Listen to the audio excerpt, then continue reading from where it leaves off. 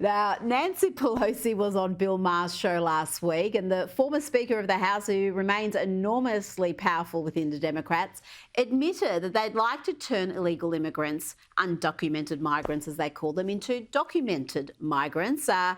And creating an easy path for citizenship, I'm sure, is going to open the floodgates further. Making the American dream of home ownership available to all people is something we have to do for people who are here now. This is before you're a citizen. This is undocumented. This is for the undocumented.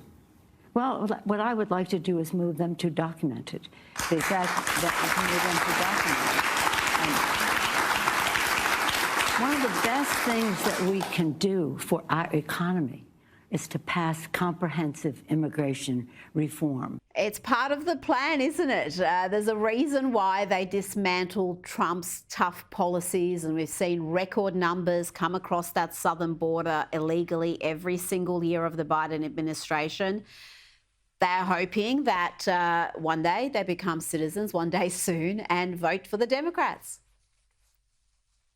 Well, it's not only that, it's also a big scheme for BlackRock, for these real estate companies, knowing that these people can get these houses because they're subsidized by the government, and then they default on the loans, and then these banks will basically own these houses. And then once they give these tax breaks, or they give these money for these free homes, that raises the price for everyday American citizens that are trying to buy a house. So this program is killing the middle class, and they know that because they don't want a middle class. They want a population that relies on the government, or just a super elite that doesn't need the help from the government. The government needs their money, as a matter of fact.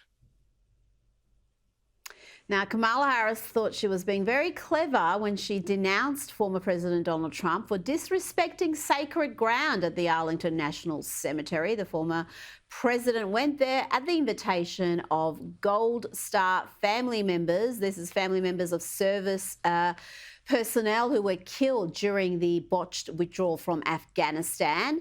Harris called it a political stunt, probably because neither she nor President Biden accepted their invitations. They weren't there. Biden was at the beach. I don't know what Kamala was doing. She released just a statement. She had no public events that day. But now they are being absolutely smashed by their families here. The denouncement has spectacularly backfired on her and the campaign. So many Gold Star family members are reaching out to Trump's campaign, filming videos and setting the record straight. Kamala, your statement is nothing more than a political spin. Why did we want Trump there? It wasn't to help his political campaign.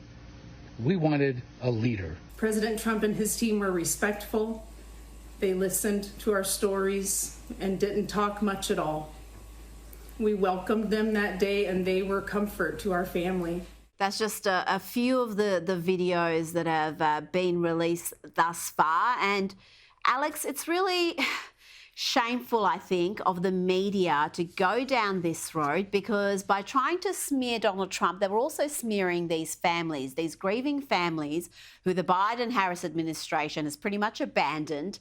And they're accusing them too of politicising this tragedy and Arlington National Cemetery. And it went so far that they've all decided to come out and speak out against this fake news. Well, it's important that they did that. To be fair, is this a political stunt? No, but Donald Trump is running a political campaign, so it's important that he goes out there and does these events, yet they're too afraid to leave their basement, just like Joe Biden's presidency in 2020 when he was running. So it's really sad for them to try to demonize these Gold Star family members, the family members of our fallen and injured soldiers. That's how disgusting these people are. And if Kamala Harris actually cared about her vets, she would do something about the 22 veterans that commit suicide every single day here in America. So they don't care about the veterans whatsoever, and Donald Trump actually does. Now, before you go, I've only got 30 seconds. I hear you're going to be in Fort Worth, Texas, one of my favourite places, with Tucker and Roseanne. Tucker Carlson and Roseanne Barr. Is this happening? What is your life these days, Alex? My life is wild. I'm good friends with Roseanne. She's a party animal. You know, she was telling me about how she used to hang out with Chris Farley. So she's as seasoned as it gets. And Tucker Carlson is my biological stepfather. He's letting me open up, do 20 minutes of his sold out show. 13,500 tickets are sold for September 24th in Fort Worth, Texas at Dickies Arena. So thank you, Rita. I love Dickies Arena. That's, I wish I was there. Alex Stein, thank you so much for your time this evening. Have a good one.